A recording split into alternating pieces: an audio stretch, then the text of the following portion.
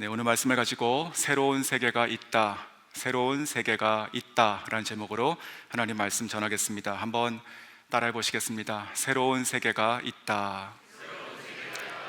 아멘. 네, 짠타라는 한 자매가 있었습니다. 선교에서 만난 자매인데 19살입니다. 이 자매는 시골에서 자라서 대학을 프놈펜으로 온 자매였습니다. 인도받고 저희 교회 나와서 예수를 믿고 신앙생활을 하던 중에 저희가 수련회를 가게 되었습니다. 저 멀리 있는 그 바닷가로 수련회를 가게 되었습니다. 자, 내려서 모두가 이렇게 버스에서 확 내렸을 때, 그때 이 자매도 그 바닷가로 다 같이 갔습니다. 그리고 다른 형제 자매들은 이렇게 뛰어다니기도 하고 움직이고 또 놀고 장난치고 하는데, 유독 이 자매만 가만히 서 있는 것이었습니다. 그냥 바다 앞에서 진짜 그냥 가만히 서 있었습니다. 그래서 그 옆에 가서 천천히 가서 물었습니다. 그때 이 자매가 저한테 했던 첫 마디가 뭔지 아십니까? 와, 크다 였습니다. 태어나서 처음 본 것이었죠. 바다라고 하는 것을 처음 본 것이었습니다. 그 전까지는 스마트폰 이 작은 이 사각 화면에서 여러 번 봤겠죠. 하지만 진짜로 나의 눈을 꽉 채운 그 바다를 처음 본 순간이었습니다.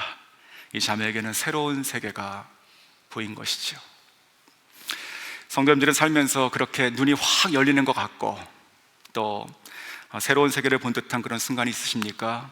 아니면 신앙생활을 하면서 우리가 말씀을 읽을 때, 기도할 때, 혹은 예배하는 중에라도 마치 하나님께서 새로운 세계 혹은 천상의 그 예배를 힐끗 보여주시듯 느끼신 적이 있으십니까?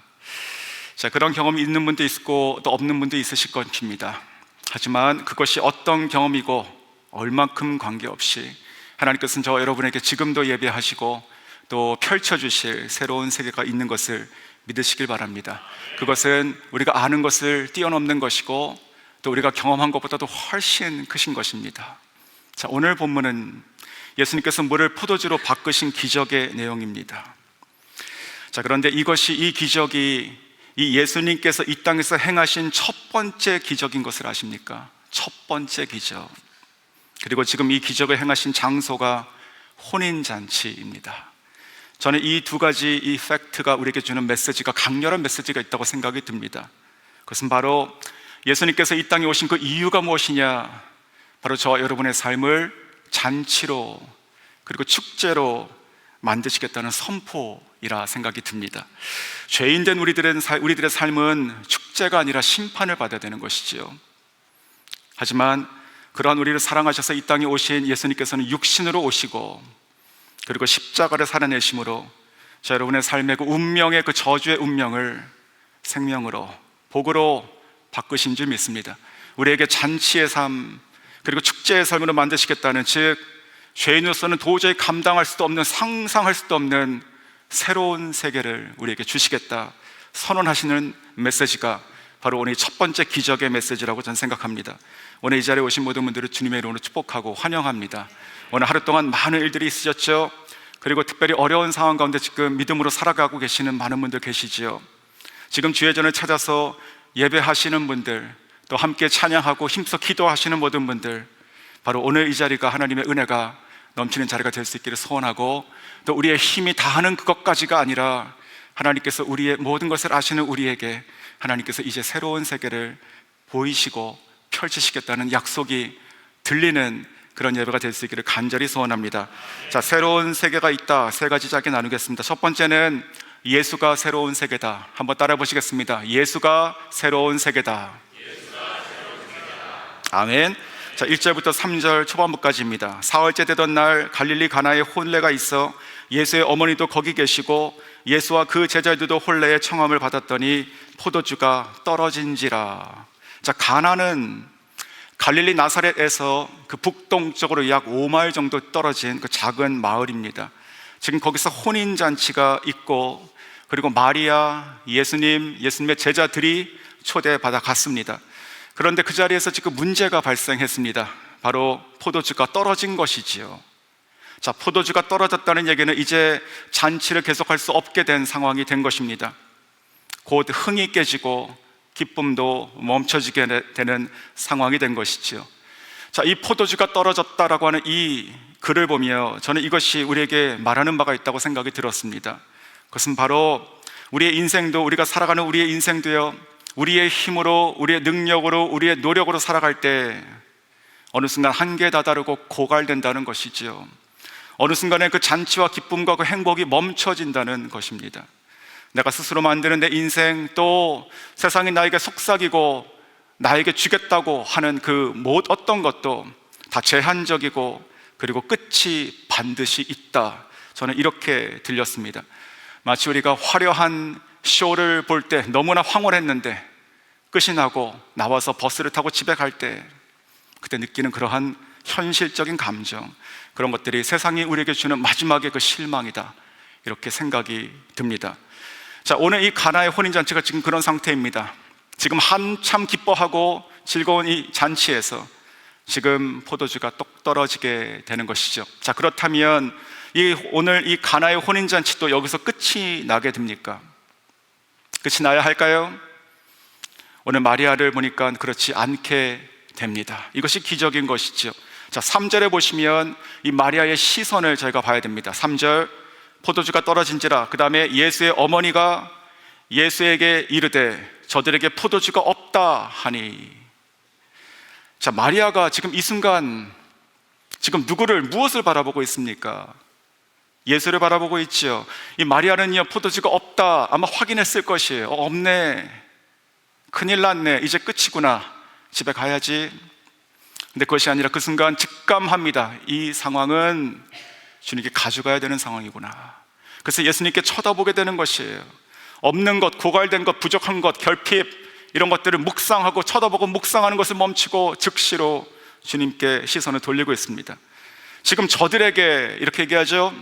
이거는 마리아의 일도 아니고 또 예수님의 일도 아닙니다. 안 하셔도 괜찮은 것이에요.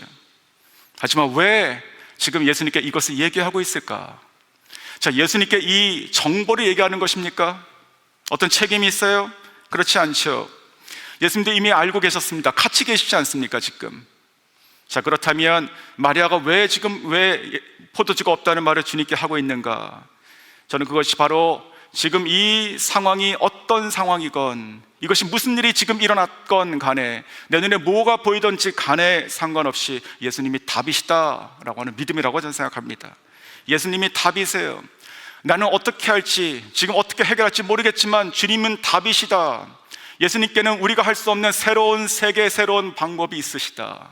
이것을 믿었다고 생각합니다. 기대가 일어나는 것이죠. 기대. 자, 이 부분에서 우리가 그냥 한 가지 꼭 주의할 것이 있습니다. 중요하게 기억할 것이 무엇이냐면, 우리에게는요, 지금 제가 말씀을 나누면서 아멘이라고 쉽게 할 수 있는 그 이유가 무엇이죠? 우리가 예수님이 어떻게 살아간지 아니까요. 예수님이 얼만큼 많은 일들을 행하셨는지 이미 다 아니까요. 하지만 지금 이거 첫 번째 기적이에요. 첫 번째.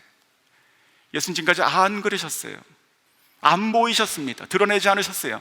평범한 목수의 아들로 자라셨습니다. 자, 그렇다면 이 지금 마리아는 기적을 본 것이 없어요. 이 예수님께서 뭔가를 이렇게 해결하는 것을, 초자연적인 능력을 가지고 기적을 베푸신 것을 경험한 적이 없습니다. 그런데 어떻게 이 마리아는 이것을 사모하고 얘기하는가? 저는 이 부분을 보면 마리아가 굉장히 영적으로 깨어있고 직관이 뛰어난 자다, 이렇게 생각이 들고, 또 누가복음 2장에 나왔던 것처럼 12살 때 그 사건이 그에게 분명히 작용했을 것이다 라고 생각을 하게 됩니다. 자, 주님께 가져가고, 주님, 지금 저들에게 포도주가 없습니다, 즉 이것을 어떻게 좀 해결해 주십시오라고 하는 이 요청이 들어갔는데, 그 다음에 예수님 대답을 보면 마리아의 이 말을 들어주지 않는 것 같습니다. 4절, 예수께서 이르실 때 여자여 나와 무슨 상관이 있나이까? 내 때가 아직 이르지 아니하였나이다. 자, 여자여라고 하는 것이 조금 특이하죠. 이것은 당시 헬라 문화에서는요, 여성에 대한 존칭입니다. 어머니라고 하는 것이죠. 어머니, 나의 때가 아직 이르지 않았습니다. 아직 아닙니다. 이렇게 대답한 것입니다. 마치 이 마리아의 이 요청을 거절하시는 것 같습니다. 자, 여기서도 저희는 어떨까요? 이런 상황이 되면 내가 간절히 하나님께 기도했는데 하나님의 응답이 더디어요. 그리고 더딘 것을 넘어서 이제는 나와 상관이 없는 것 같이 하나님께서 관심 없으신 것 같아요. 안 들어주시는 것 같아요. 자, 그러할 때 우리가 어떻게 할까요? 네, 주님 하고 할 수 있겠습니까? 쉽게? 아마 그러지 못할 것입니다. 하나님 왜요? 하나님 왜 아닙니까? 라고 하겠죠. 자, 낙심이 될 것입니다. 자, 마리아가 지금 그런 상태예요. 자, 이 마리아는 어떻게 했을까요? 낙심했을까요? 자, 오늘 저희가 이 마리아가 초점이 아니지만 마리아의 행동에 그 다음 굉장히 중요한 것을 저희가 봐야 됩니다. 뭐냐면 이 마리아는 그 상황에서 오히려 그 기대와 소망을 접지 않을 뿐 아니라 더욱더 증가시킵니다. 그것이 바로 5절이에요. 그의 어머니가 하인들에게 이르되 너희에게 무슨 말씀을 하시던지 그대로 하라 하시매. 자, 여기서 우리가 세 가지를 꼭 봐야 됩니다. 첫 번째, 마리아는 예수님의 이 대답에 대해서 반문하지 않아요. 그렇죠? 두 번째, 동시에 예수님을 향한 기대도 접지 않아요. 세 번째, 오히려 이제는 자기 한 사람이 아니라 옆에 다른 사람을 붙여가지고 기대합니다. 이것이 기도입니다. 자, 이 예수님께 이 자기뿐만 아니고요, 이 두 주인, 두 하인들 혹은 그 이상의 그 하인들, 복수의 하인들, 이 하인들의 눈도 그에게 예수님을 바라보게 하고 있다는 것이죠. 주님께서 무슨 말씀을 하시던지 너는 그대로 하라, 그대로 하라 준비시키는 것이죠. 기대입니다. 기대. 사랑하는 성도 여러분, 오늘 이 예수님을 바라보는 이 마리아를 통해서 우리가 기억해야 됩니다. 오직 예수님만이 새로운 세계입니다. 예수님이 새로운 세계예요. 우리가 늘 알고 있는 그 예수님, 똑같은 예수님이 아니죠. 새로운 세계예요. 오늘 예수님께서는요, 특별히 이 말씀을 저는 믿는 자들에게 한다고 생각합니다. 왜냐하면 오늘 이 본문에 등장하지만 대사가 없는 사람들의 그룹이 있어요. 누굽니까? 제자들입니다. 제자들. 자, 이 제자들은요, 이미 주님을 만났어요. 이미 마음을 정했어요. 그리고 이미 따르고 있는 자들입니다. 그렇죠. 예수님을 알고 만나고 알고 그 마음을 정해서 따르고 있는 자들이에요. 그런데 그 제자들이 지금 사실 아직 그 주님을 깊이 만나지 못했죠. 그 주님이 어떤 분이신지 그 능력을 경험하지 못했죠. 앞으로 이 주님과 함께 자기들의 생활이 어떻게 펼쳐진다는 것을 알지 못하고 있는 중이죠. 그러므로 이 예수님께서 이 기적을 행하신 여러 이유 중에 가장 중요한 것은 제 생각에는 제자들에게 자기를 보이신 것이죠.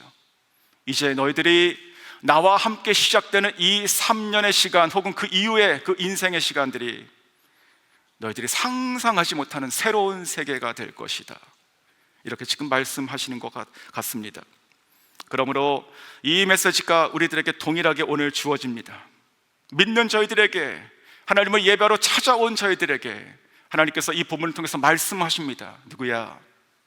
너가 지금까지 나를 사랑하고 믿어온 그 세월을 내가 다 안다 하지만 그것이 다가 아니야.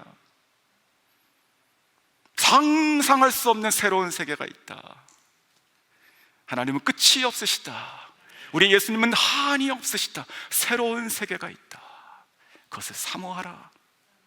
바로 이 메시지라고 믿습니다. 성경을 통해서 예수를 만난 사람들의 새로운 세계가 활짝 열리는 경우들이 너무나 많습니다. 가령 어부였던 베드로를 생각해 보십시오. 자기 세계에서 자기 노력으로 자기의 능력으로 최선을 다했어요. 아무것도 안 됐습니다. 그날 밤 그는 낙심했어요.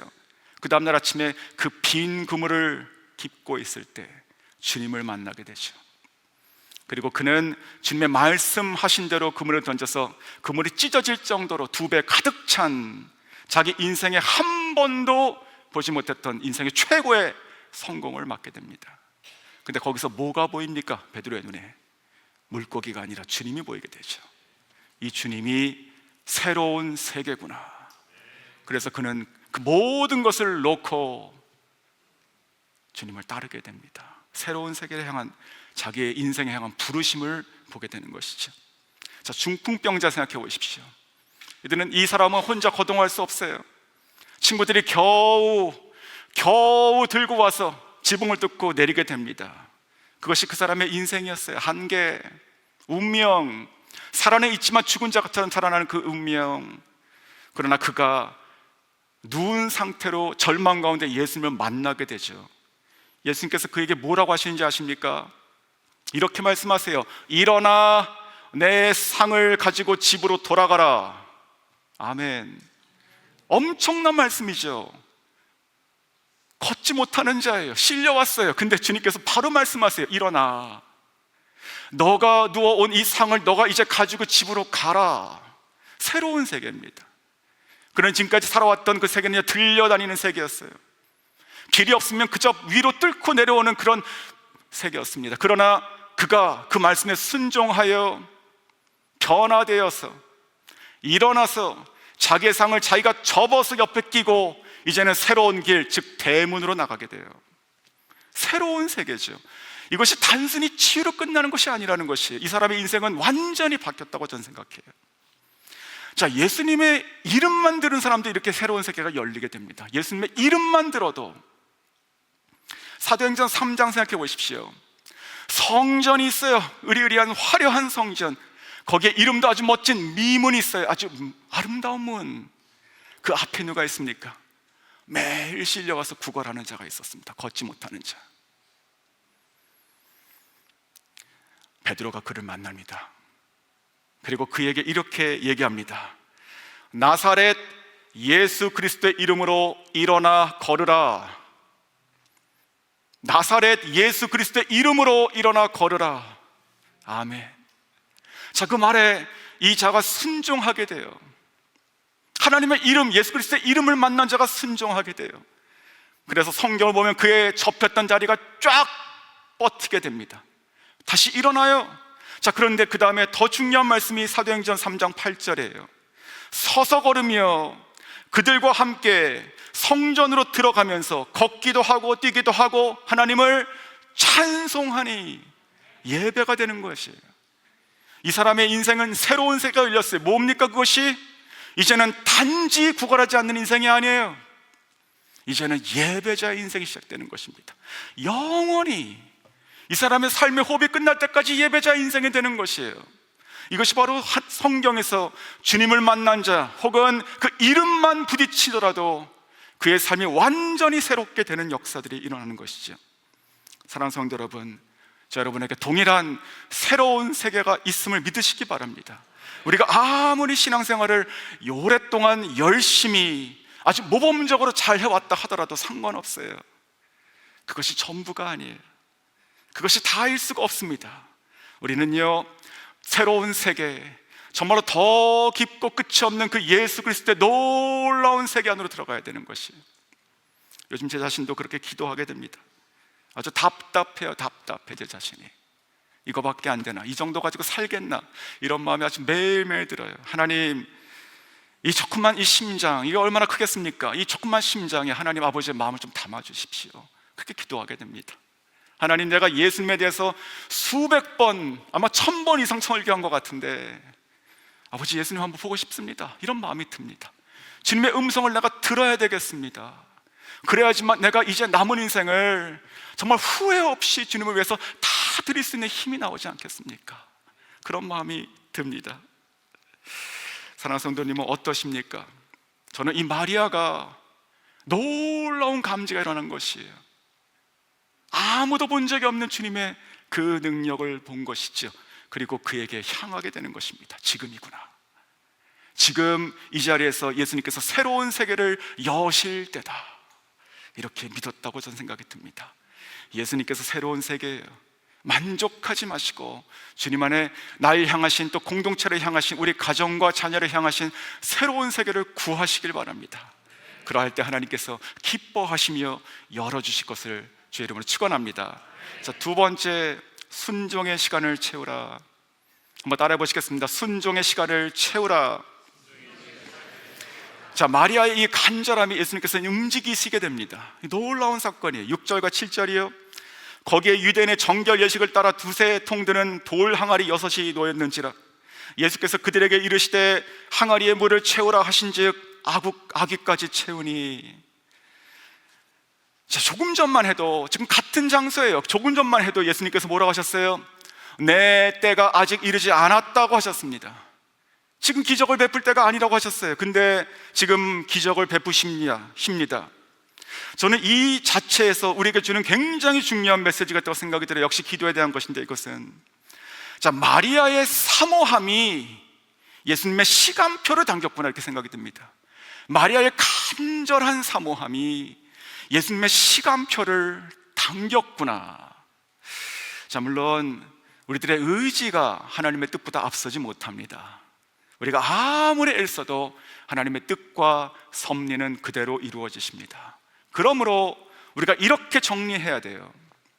여기서 예수님께서 원치 않으나 해 주셨다가 아니라 주님께서 원하셨다고 보입니다. 원하셨다. 근데 그 원하시는 그 장치로 뭘 두셨냐면 이 마리아의 강구가 들어오게 하셨다는 것입니다. 이것이 기도가 아니겠습니까? 이것이 기도예요. 마리아 한 번, 두 번 그 시선을 주님께 더 향할 때, 그렇지, 내가 원했던 것이 이것이지, 이 마음이지, 이 시선이지, 그렇지, 내가 일하노라. 새로운 세계를 여신 이 하나님, 예수님, 주님은 그냥 하시면 돼요. 그런데 오늘 이 첫 번째 이 기적의 현장에서 예수님께서는 사람을 끌어들이십니다. 그것도 이름도 없는 무명의 하인, 무명의 종, 그 사람들을 끌어들이시게 됩니다. 저는 그 장면을 묵상하며 잠깐 제 자신을 보면 너무나 감사했어요. 하나님, 나 같은 자도 정말 필요하십니까? 라고 우리가 기도하게 되지 않습니까? 그런데 이 말씀 보니까 하나님께서 대답해 주시는 것 같았습니다. 내가 너도 쓰겠다. 오늘 이 무명의 사람, 하인, 그들을 통해서 예수님께서 이 기적을 이루시는 것처럼 우리 자신이 너무나 다 작은 자이고, 그리고 연약한 자이고 부족한 자이나 우리가 필요해서, 우리가 없으면 안 돼서가 아니라 주님께서 원하셔서 우리를 쓰시는구나, 이런 생각이 들었습니다. 이 새로운 세계를 여시는 이 하나님께서 사람을 들어오게 하신다. 거기에 보니까 지금 유대 정결 예식을 위한 돌 항아리 6개가 있었습니다. 그리고 그 6개의 물을 채우라라고 지금 말씀하시죠. 순종을 요구하신 것이에요. 지금 포도주가 없어요. 그때 물을 채우라, 납득이 안 되는 것이죠. 이 항아리는 결코 작은 사이즈가 아니었습니다. 학자마다 조금씩 차이가 있지만 대략 한 통 크기가 75리터에서 115리터 사이로 추정합니다. 우리가 밑에 친교실 내려가면 가정집에 있는 그 생수통이 5갤론입니다. 약 19리터, 즉 여기서 이 6개 통은요, 그 생수통으로 치면 약 30개 이상이 필요한 것이에요. 엄청난 양의 물을 담으라고 하시는 것이지요. 그것도 그들이 가지고 있는 작은 그 물병 같은 것으로 계속 날라야 되는 것이에요. 계속 어디선가 날라야 되는 것이에요. 그것이 얼마나 번거로운 일일까요? 순종이죠. 중국의 한 왕의 이런 이야기가 있었습니다. 터진 독을 주고, 터진 항아리 주고 신하들을 불러서 이 앞에 있는 이 우물에서 물을 떠가지고 이 독을 채우라. 말이 안 되는 이야기죠. 그래서 몇 번 갖다 붓다가 제정신이었던 그 하인들이 멈추게 됩니다. 이것은 도저히 안 됩니다. 왜냐하면 독이 터져 있으니까. 근데 유독 한 하인만 계속 우직하게 그것을 붓는다는 것이죠. 그래도 물이 안 담기죠. 근데 계속 퍼져나르다 보니까 무슨 일이 났을까요? 우물이 바닥에 났어요. 우물이. 근데 거기에 마지막 그 바구니가 들어가는데 거기서 탁 부딪히는 돌이 있었어요. 보니까 황금 덩어리. 즉 지금 이 왕은요, 왕이 무슨 바보입니까? 이 왕이 요구했던 이 순종은 이 터진 독을 채우는 순종이 아니라 그 말을 믿고 이 우물에 있는 물을 다 푸는 순종이었죠. 그러한 자에게 주는 상급을 거기다 넣어놨던 것이죠. 오늘 하인들을 보면 똑같은 모습입니다. 오늘 하인들 지금 어떻게 했어요? 하나니까 적당히 보이는데 어쨌든 넘어갈 만큼 적당히 붓고 맙니까? 성경 뭐라고 기록하죠? 귀까지, 여기까지 꽉 채웠다는 것이에요. 꽉 채웠다는 것이에요. 100% 순종입니다. 이들도 다 알았을 것이에요. 하지만 그들은 끝까지 순종했어요. 그 순종이 채워지는 시간, 이것이 예수님께서 바르셨던 것이지요. 사랑하는 성도 여러분, 하나님께서 저와 여러분에게도 새로운 세계를 예비하셨다고 말씀드렸습니다. 그 새로운 세계를 열어주시고 싶으세요. 어떻게 열어주실까요? 그냥 이렇게 해줄까요? 아니요. 오늘 이 말씀 통해서 우리가 보게 되는 것이 무엇입니까? 바로 순종을 통해서, 그리고 순종을 채우는 시간을 통해서 우리에게 열어주신다는 것이지요. 순종을 한 땀 한 땀 해갈 수 있는가 보신다는 것입니다. 세계 선교 역사 중에서 아주 아름다운 장면이 하나 있습니다. 1733년이에요. 그 옛날입니다. 그 옛날, 그 북극에 있는 에스키모족에게 복음을 전했던 한 선교사가 있었습니다. 근데 이 사람이 기록을 보니까요, 창세기 1장을 전하고 있는데 알아듣지 못하는 것이,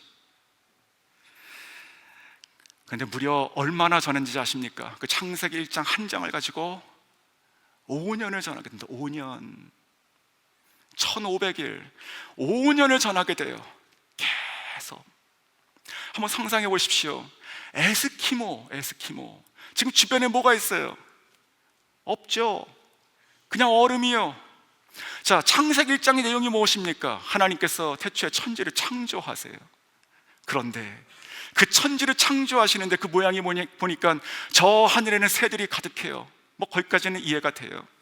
바다에도 물고기가 있어요. 뭐 얼음 깨면 물고기를 잡아요. 이해가 돼요. 근데 그 다음 땅은 어떻습니까? 땅.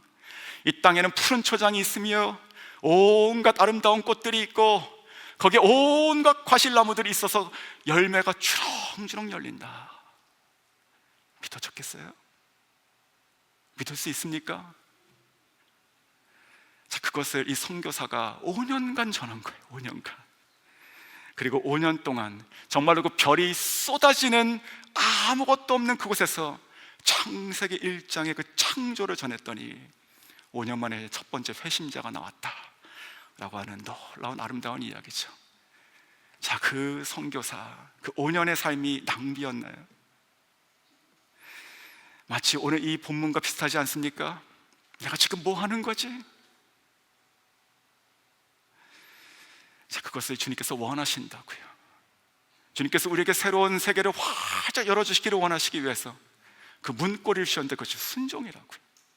그것을 잡고 열라. 자, 요즘도 우리 가운데 하나님께서 여러 모양으로 순종을 원하시는 분들, 또 순종하고 계신 분들이 많이 계신 줄 압니다. 정말 새로운 영적 성장을 위해서 발버둥 치시는 분들도 계시죠. 그리고 뿐만 아니고 정말 이해할 수 없지만 하나님께서 나에게 말씀하시는 것들을 내가 따라가서 해보고 싶은 분들, 하고 계신 분들 계세요. 어떤 분들은 날수를 정해서, 요일을 정해서 새벽 제단을 쌓는 분들이 계십니다. 격려합니다. 그리고 시간을 정해서 집에서 기도하시는 분들도 계십니다. 그 옷장, 그 바닥, 그 방석들 얼마나 복된가요? 또 어떤 분들은요, 그 영혼을 품고 자기의 시간과 에너지와 돈을 써가지고 사람들을 계속 찾아가는 분 계십니다. 주님께서 아시죠? 그리고 뿐만 아니고 나가서 복음을 전하는 분들, 누가 알아줍니까? 그거 100장 주면 한 장 받을까요? 자, 어떤 모양이든 하나님께서 나에게 순종의 시간을 요구하신다고 생각이 드시면 끝까지 하셔야 돼요. 그것이 바로 예수님께서 나를 향해서 지금 예비하신 새로운 세계를 열게 하는 문이 되기 때문에 그런 것이죠. 저 여러분이 순종의 순간 우리의 시야를 저 높은 하늘로 바라보며 주님 앞에 그 시간을 채워서 드릴 수 있기를 주의 이름으로 축원합니다. 자, 마지막 세 번째는 현장으로 나아가라. 현장으로 나아가라. 한번 따라해 보시겠습니다. 현장으로 나아가라. 자, 이제 이 시간이 끝났어요. 이 물을 채우는 시간이 다 채워졌습니다. 다 찼어요. 자, 그리고 나서 예수님께서 이제 한 번 더 말씀하십니다. 그것이 바로 8절이에요. 이제는 떠서 연회장에게 갖다 주라 하심에 갖다 주었더니, 자, 그 이후의 이야기는 제가 너무 잘 아는 바죠. 갖다 주었고 그 연회장은 그것을 맛보고 감탄했습니다. 어디서 이렇게 좋은 것이 있었는가? 자, 그런데 여기서 한번 질문해 보십시오. 자, 이 물은 언제 포도주가 됐을까요? 이 물은 언제 포도주로 변화됐을까요?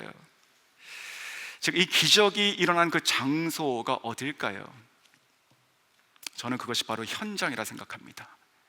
연회장에 갖다 준 그 상태, 거기서. 왜냐하면 우리가 구절을 보면 거기 뭐라고 되어 있냐면, 연회장은 물로 된 포도주를 맛보고, 그렇죠?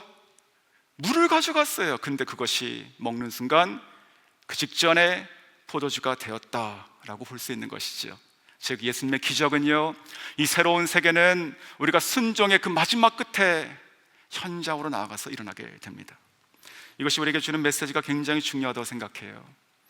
우리에게 새로운 영적 세계 성장, 어떤 새로운 사역의 어떤 이 장이 열리는 것 다 좋아요. 아이들의 인생이 바뀌는 것 다 좋습니다. 자, 언제 일어날까요? 어디서 일어날까요? 방구석에서 안 일어난다고요. 우리가 바라고 사모하는 그 현장에 나가셔야 된다고요. 이 물을 채우는 것뿐만이 아니고 그것을 가지고 가야 된다고요. 갖다 줘야 된다고요. 자, 이것을 우리에게 적용하면 무슨 말이 될까요? 제가 몇 년 전에 어떤 성도님을 만났는데 그분에게 이렇게 물었습니다. 당신은 5년 후에 그리고 10년 후에 어떤 사람이 되고 싶습니까? 어떤 사람이 돼 있고 싶습니까? 이번에 격양된 목사로 저한테 이렇게 대답한 걸 들었습니다. 나는 하나님 말씀을 잘 알고 정확히 가르칠 수 있고 흔들리는 사람들의 말씀으로 잡아주는 사람이 되고 싶습니다. 멋있죠? 그래서 그때 이렇게 물었습니다. 그것을 위해서 지금 무엇을 하고 계십니까? 그때 그분이 이렇게 대답했습니다. 성경을 읽어야 하는데 너무 바빠서 못 읽고 있습니다. 성도님들 어떻게 생각하십니까? 이분이 5년 후, 10년 후, 아니 20년 후에 말씀으로 충만한 사람이 돼 있을 것 같습니까? 그때 그 대답만 보면은 그렇지 않은 가능성이 더 크다고 생각이 듭니다. 시간이 없으니 성경을 읽어야 되는 것이고, 너무 할 일이 많으니 성경을 읽어야 되는 것이지. 아까 그 마리아의 시선 봤죠? 내가 이것이 궁핍이건 결핍이건 이거 고갈됐건 상관없고 답은 어디라고요? 예수님, 주님께 시선을 향하지 않습니까? 내가 정말로 진정으로 간절히 원하는 새로운 세계라면 그 현장에 나의 삶을 갖다 놓으셔야죠. 자, 지금 채플에서요, 어와나가 지금 한창이에요. 우리들이 기도하고 있는 다음 세대 사역 중에 하나죠. 자, 아이들이 신나게 놀고 배우고 잘하고 있습니다. 자, 그런데 어와나의 뜻이 무엇인지 아시는 분 계십니까? 자, 어와나의 뜻은요, 이것입니다. 그 approved workmen are not ashamed. 자, 이 말의 뜻을 한국말로 번역하면 부끄러울 것이 없는 인정된 일꾼이라는 뜻입니다. 자, 이렇게 보시면 우리가 어와나 얘기했을 때는 그냥 어린이 프로그램 이렇게 생각이 들었는데, 이 말의 뜻이 조합이었다는 것을 생각해 보니까 이 사람들이 미래의 사람으로 보이지 않습니까? 이 어린아이가 어린이로 안 보이지 않습니까? 이제는 마치 전도 폭발 받은 자처럼, 중보기도 훈련 받은 자처럼, 예배자처럼 보이지 않습니까? 하나님 앞에 인정된 일꾼이에요. 부끄러움이 없어요. 그러한 자들을 꿈꾸고 말씀을 암송시키는 것이 어하나 프로그램이에요. 자, 제가 이 어하나가 지금 다시 새 학기가 시작이 됐는데 몇 주 전에 거기에 지금 아주 신실한 정말 감사한 교사들도 봉사자들이 많이 계시죠. 예배를 포기하고 가신 분들도 계시죠. 그런데 그 중에 한 봉사자가 이렇게 얘기하는 걸 들었습니다. 이번에 조인한 분이에요. 저는 정말로 다음 세대가 일어나는 것을 보고 내 마음속에 기도하고 있습니다. 그런데 어느 날 생각해 보니까 내가 정작 다음 세대 그렇지만 하는 것이 없다는 걸 발견했고, 내가 무슨 도움이 될지는 모르겠지만 내가 이번에는 가서 그 현장에서 도와야겠다는 생각이 들어서 봉사자로 지원했습니다. 근데 그분의 형편을 보면 사실은 말론티어도 하기 힘든 상태입니다. 자, 그 현장에 가고 싶다는 이것이 핵심인 것이죠. 자, 또 한 사람, 선교지에 있었던 한 자매 이야기 나눠드리고 말씀을 정리할까요? 자, 이 자매는요, 하나님의 임재가 충만한 예배에 대한 그 꿈이 있는 자매였습니다. 하나님께서 이 새로운 세계를 열어주셔서 이 열악하고 이 약한 자들 이 예배라 하더라도 하나님께서 하늘문을 여시고 은혜를 쏟아주시옵소서 기도하던 자매였습니다. 이 자매는 찬양팀 리더였어요. 간절히 사모했어요. 그러더니 어느 날 그 사모하는 것을 현장으로 가져오기 시작했습니다. 내가 이제 교회에서 사모하겠다, 그렇게 작정한 것이죠. 찬양팀 연습은 예배 1시간 전에 있습니다. 그거 이전에 1시간 전에 나오기 시작한 것이에요. 그리고 예배당 옆에 있는 작은 방에 들어가서 혼자 기도하고 선포하기 시작했습니다. 찬양팀 리더로서요, 그 모든 팀원들 한 사람 한 사람 이름을 다 부르고, 특별히 믿지 않는 남편들, 가족들 이름을 다 호명하고, 그 아이들, 딸려있는 그 아이들 다 호명하고 기도하기 시작했습니다. 그리고 이제 오늘 곧 이제 연습하고 이제 드려질 그 예배를 축복하고, 오늘 이 예배가 누군가에게 인생의 변화되는 예배, 살아계신 하나님을 만나고 살아나는 예배 되게 하려고 기도하기 시작했습니다. 보통은 찬양을 틀어놓고 혼자 기도하고, 어떨 때는 일어나가지고 춤을 추며 기도하고, 또 방언으로 소리 지르고 기도하고 했습니다. 어느 날 그 자매가 1시간 기도를 마치고 찬양 연습을 하러 나올 때 저 그 모습을 잊을 수가 없어요. 그 방문을 열고 이렇게 확 나오는데 완전히 사우나에서 나온 것처럼 이렇게 땀이 다 젖어 있었어요. 그래서 저를 보고 인사를 하는데 그 얼굴이 마치 저에게는 하나님께서 이렇게 말씀하신 것 같았어요. 지웅아, 오늘 예배 새로운 문이 열렸다. 저는 이렇게 들은 것 같았습니다. 그 모습이 사람인 저에게도 그렇게 귀하고 아름답게 보였는데 하나님께 얼마나 소중했을까요? 사랑하는 성도 여러분, 이와 같은 이야기들 다른 사람의 이야기로 끝내서 되겠습니까? 저희가 그래야 됩니다. 저희가 이 6개의 이 항아리를 같이 채웠던 이 복수의 이 하인들, 저희가 다 그런 사람이 되어야 되지 않겠습니까? 하나님께서 저희가 필요하지 않으시지만 저희를 동참하기 원하십니다. 하나님께서 여실 그 새로운 세계를 우리들을 통해서 품으시기 원하시고, 우리 교회를 통해서 품으시길 원하시고, 강구하시길 원하시고, 그 현장에 나와서 기도하기를 원하신다고 믿습니다. 자, 말씀을 맺을 때 오늘 아침에 그 새벽 그 큐티 본문의 한 구절 읽어드리고 말씀을 정리하게 맺겠습니다. 출애굽기 12장이 오늘 시작됐는데 12장 2절에 이런 말씀이 있었습니다. 이 달을 너희에게 달의 시작 곧 해의 첫 달이 되게 하고. 자, 이 말씀이 무슨 말이었습니까? 오늘 아침에 잘 설명해 주셨죠? 이제 하나님께서 이스라엘 백성을 이제 애굽에서 이제 내가 이끌어낼 것인데, 어린 양의 피로 제정하신 이 6월절을 이제 너희들의 새로운 시작 삼아라. 이제 너희들이 살았던 430년의 노예의 삶을 이제 내가 청산하니 이제 너희의 신앙의 새로운 시작은 이번 달이 시작이다 라고 하신 것이죠. 사랑하는 성도 여러분, 제가 2024년 이제 3달밖에 안 남았습니다. 어떻게 사시겠습니까? 정말로 어떻게 살아야 되겠습니까? 이 마지막 이 때에, 이 마지막 이 시간, 저희가 정말로 새로운 세계를 사모했으면 좋겠습니다. 야곱처럼 씨름하듯 사모했으면 좋겠습니다. 이것을 위해서 할 수 있는 한 가지라도, 아니 모든 것을 다 하시는 저 여러분 되시기를 주님의 이름으로 축원합니다.